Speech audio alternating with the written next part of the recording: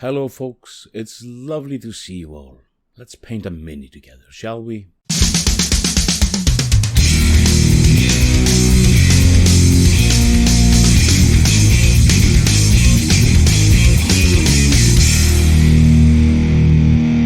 I have been fairly busy over the past couple of months. It's been the summer, I've been on holiday, I've been traveling with my family, I've been doing a little bit of Viking reenactment, I've been having fun. So painting and videotaping it and everything like that has sadly been lax of late. However, it gave me the idea that maybe someone else also has this same conundrum, not to have the time to paint, but still longing to do a little bit of hobbying. So with that in mind, I decided to make a video about it. I had a week-long trip planned with my family to a summer cabin, and I decided to take some painting supplies with me and a single model and just paint it with what I took with me. And this was the bare necessities, and even not all of them. So I decided to make life simple and difficult at the same time. I got a model that did not need any gluing, a Blood Angels hero thingy, and decided immediately after life was simpler to complicate it by just using basic paints. Red, blue and yellow, and then black and white, and in that way, if you know your color wheel, I have all the colors you can imagine. I took some brushes, but I skipped the clippers because I am that forgetful. So, some giant scissors I found and a blunt-ish knife to scrape. And of course no lamp, just a yellowish ceiling light to make everything look not the way it should.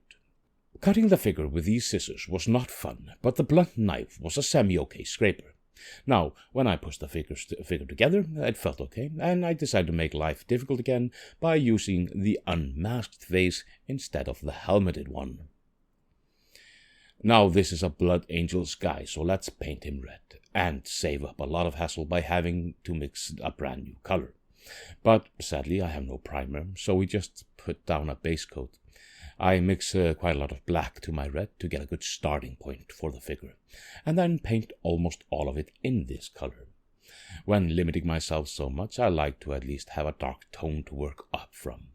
The first base layer is maybe a bit on the thicker side, but it's not globbing in on any details at least. I must beg your pardon with the focus issues, as my camera was not happy with the lighting and decided to rebel, and I think my hands and fingers were the main focus part of this project, and not the figure gently resting in my grip. Dark red, almost maroonish color done. Now let's find our mid-tone. A bit more red in the black-red mess for the mid-tone, and I want the highlights to be a pure red paint. If I add to the red for highlights, I get pink, and with white and with yellow we are entering orange territory. A bit thinner paint, and focusing on where the light is hitting and leaving as much of the recesses in the dark red tone is the main idea. Now for the main highlight, thinned out red, no black in the mix, and finding the spots where I want to place highlights. And no, I'm not trying any edge highlighting except on sharp corners and the like. Many parts of this model need a black undertone, the emblem on his chest, all the metallic bits, gun casing, under armor, leathers, and various bits I found fitting. So black on those bits. I'm still avoiding to mix too much paint, but why make life too much difficult when it need not be? I'm still finding a place and time to hobby where usually there is no time or place to hobby. I'm still getting a little bit of paint done.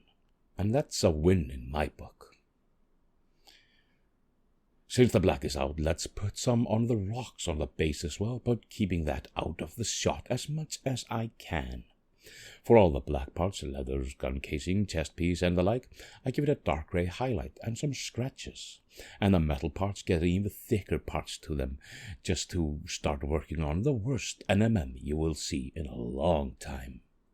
And to finish off that crappy NMM, I'm putting down some white streaks and highlights just to fake the cheapest of gleams.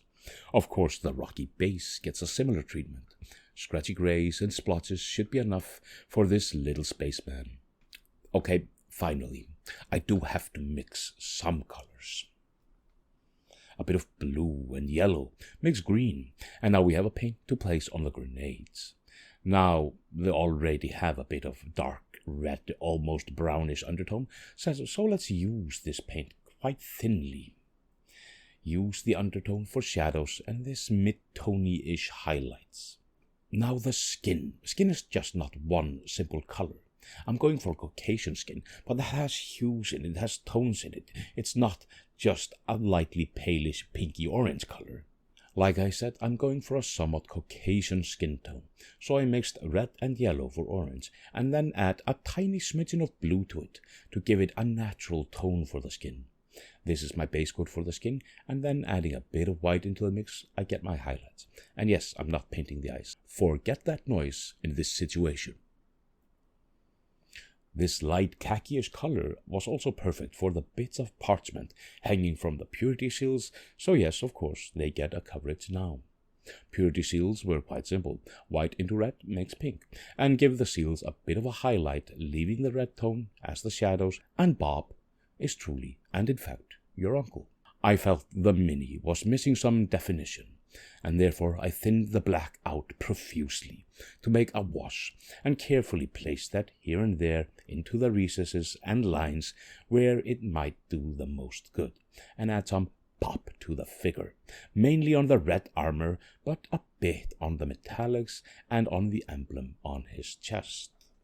Now this was fairly a simple paint job for a simple Mini and a simple man, so it felt perfect. Now the main thing I wanted to do with this is to show that you can paint a figure everywhere, just adding to the muscle memory and still get a little bit of painting done so you feel like you accomplished something. Heck, if you're painting a squad, you can take maybe 10 paint bottles and you can get a lot of base coats done over one evening while you're just relaxing and taking it easy. There's no harm in that, now is there? However, there's one fun thing to mention.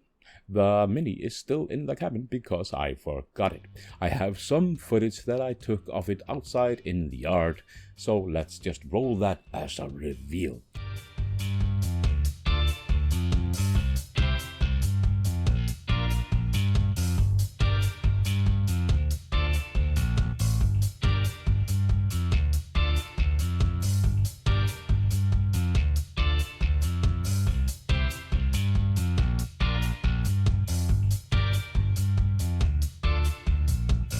Anyway, thank you very much for joining me here today. It's been lovely to have you. By all means, check out all the clicky stuff in the bottom. It's all very, very nice. But until next time, let the colors flow and farewell.